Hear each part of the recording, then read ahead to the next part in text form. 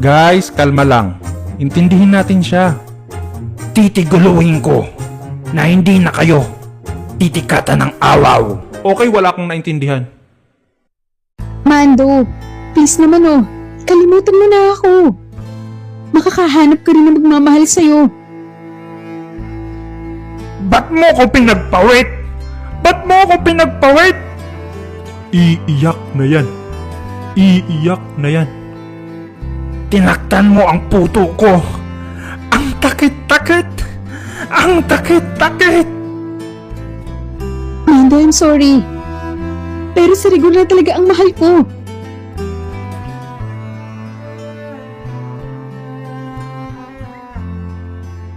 Mando, alam kong masakit.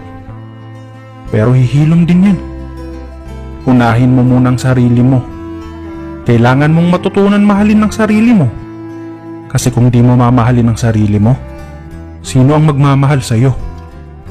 E di ka na nga niya, love. Tige, kung takanya kamataya, kahit ang takit-takit, pinapawaya ko na kayong dawawa. Anong pinapalaya? Ikaw nga yung nakatali dyan. Basta, ipangako mo taking na mamahawin mo siya ng buong puto. Maraming salamat, Mando. Pangako, mamahalin ko siya.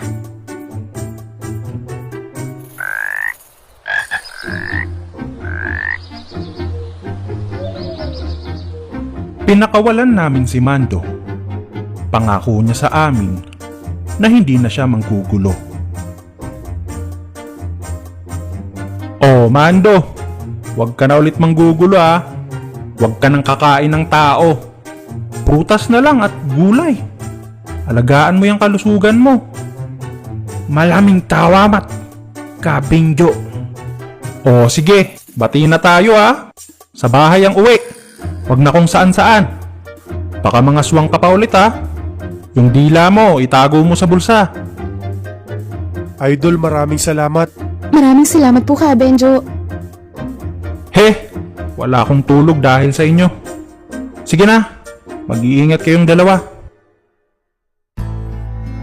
Hindi sa lahat ng pagkakataon ay kailangan talunin ang kalaban. Minsan, kailangan din natin silang intindihin at unawain.